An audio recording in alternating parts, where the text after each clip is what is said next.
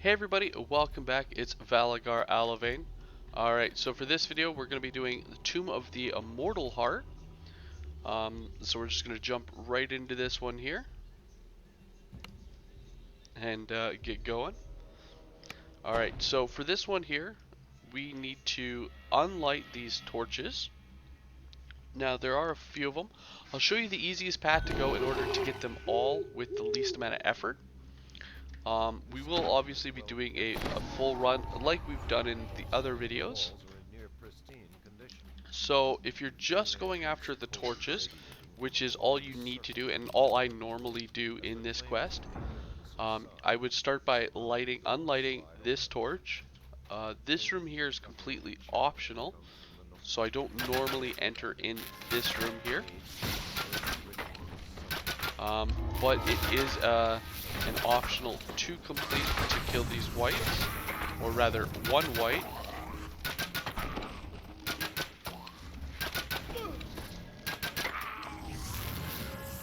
As well, sometimes it can actually have a book in here. Now, they do have several books in this quest, and again, I'll go through and show you their locations, or their possible locations. So one of their locations can be in that room. So just use your Q and E buttons.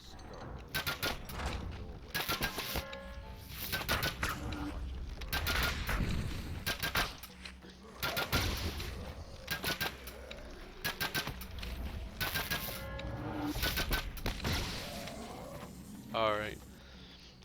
So normally, once I pulled this lever on the right hand side, I would then head back to the start and go start on the other side there. So I will do that, but first we're going to actually head down these paths and do some more of the optionals here. Now, these optionals do require you to have somebody who can pick locks, as the doors here are locked. So if you have knock or pick lock, or even just a bell of opening, which you can get from the DDO store, you'll be able to enter these rooms. Now there are 4 of these rooms total, each located in each of the 4 corners. And this is again a place where the little books can spawn. So there's one of the books here. As you notice, they do look like they belong on the table as part of the decor. So just make sure you use your Q and E, and you'll be able to spot them or your Q button, and you'll be able to stop them real easy. Spot them real easy. Sorry about that. Alright, and they also have like a hidden door, which, as you can see, can have a named enemy inside.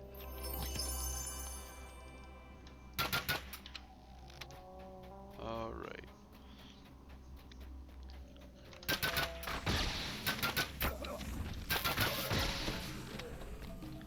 Alright, so from here, again, once we've unlit this second torch, what I normally do is head to the beginning, and then I head off to the west side, and again, do the same thing.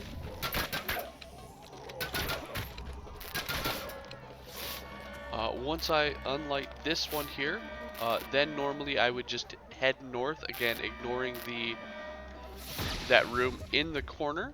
But again, for the sake of doing a full run for you guys, I will head down into that corner again.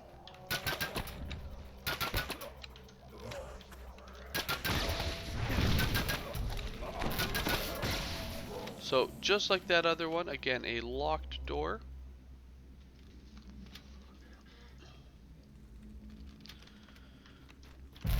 Couple of enemies, and named one there for some experience.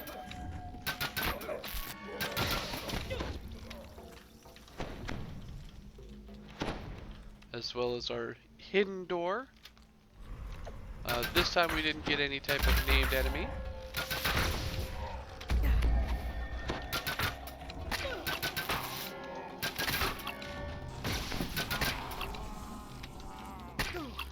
We did still, however, get a chest.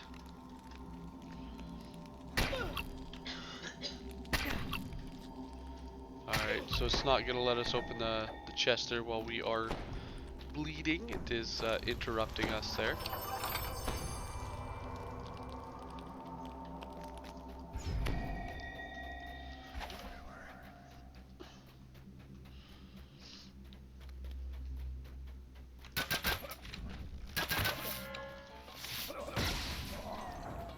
Alright, and from this point, all that's left is to head on north.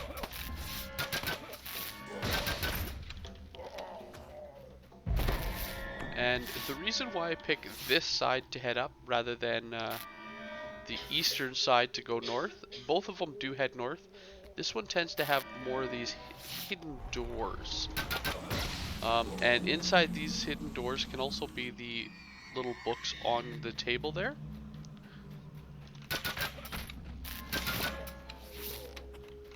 Now we got a side room here, which again can have some named, or some of those books, as well. Killing one of the whites will get you the experience for disrupting their circle. Now they do have a few of these rooms throughout this quest, and as you can see, each of these rooms, they have a different element they're summoning.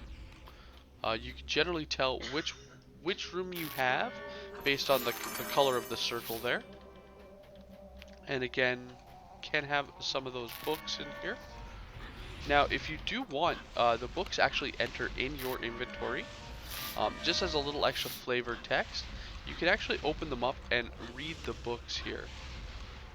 They don't actually play any aspect to the game itself or to the quest, but it is just that little extra flavor text that you know, I love so much about DDO. Is, you know, something that, you know, once picked up has no other meaning other than you picked it up. They actually gave all the extra little flavor text to it and made it, though a short book, they still made it into something more than just an item in your inventory.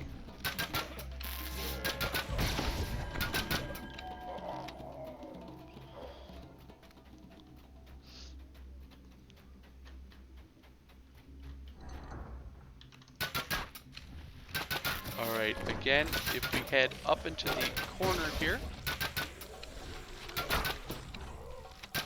So yeah, again, normally what I'll do is I won't enter in this room.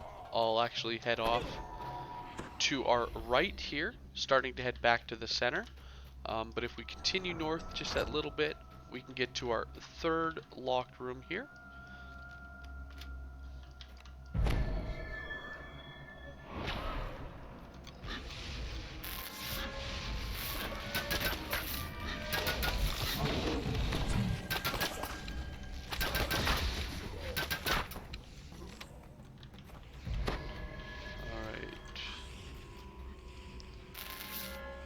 Behind the secret door we have another name.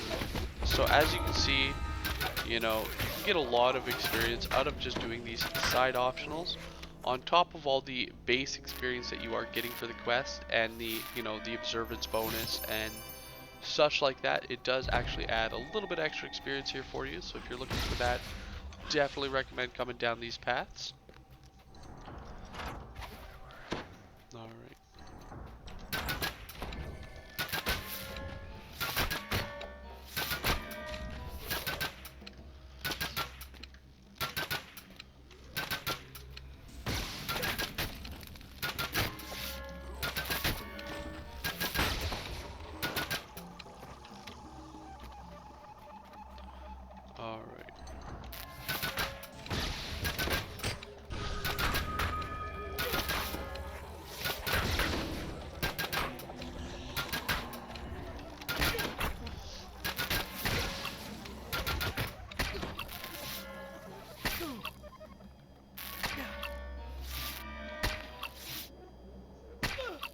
So as you see, not quite enough time in order to actually be able to get those while you have that, you know, bleeding effect on it. So sometimes it can be a little difficult to progress until some of these effects do expire on you.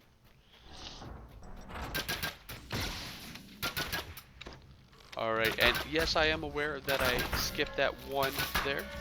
What we're going to do is we're going to head down into the opposite room here from that last torch we did get.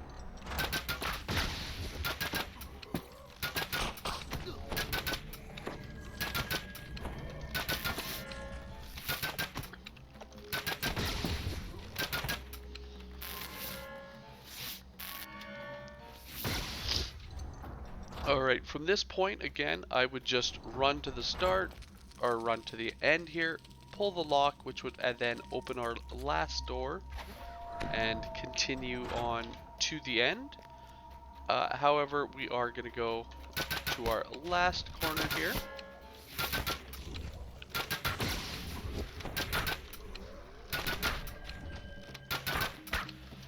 So again, just like the other quests in this chain here, if you do have a party and you do feel confident enough in your ability to solo, I definitely recommend doing so, sending one person down, you know, the left side, one person down the right side, and just, you know, going through the quest that way. That we get everything in here in the least amount of time, gives you the greatest amount of experience.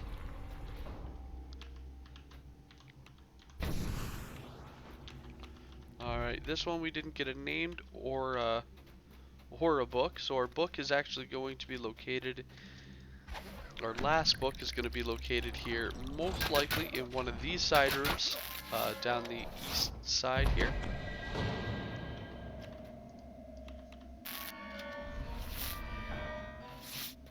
Alright, still nothing.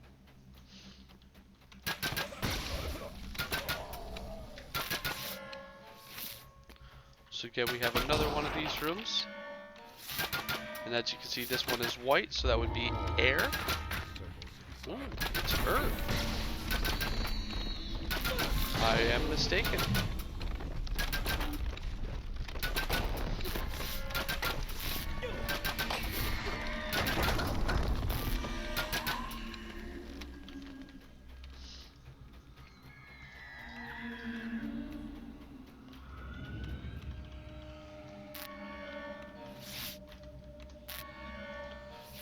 So we got another chest. Now these chests aren't always in these rooms. I do want to point that out.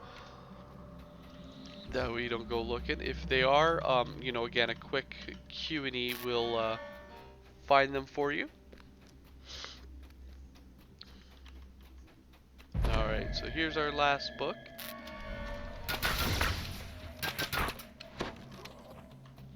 And it is the King of Cats. So again, as you can see, not a large amount of experience for each of these optionals. However, when you add that all up, what was that?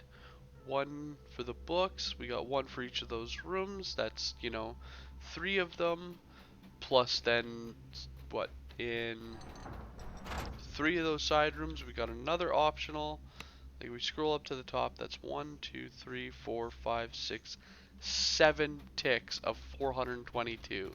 So, you know, that definitely adds up. That's, you know, a nice chunk of extra experience added on. Alright, so once we do turn off our last torch, all that's left is to approach this barrier, at which point it will drop down. I know I've done this a few times myself, just looking at the barrier and it's like, it's not down yet. Why can't I go? Because before you take down the torches, that blue barrier, if you walk up to it, it won't go down and it won't let you through. So don't be alarmed that once you turn out this last one, that it's still there. It just dissipates once you walk up next to it.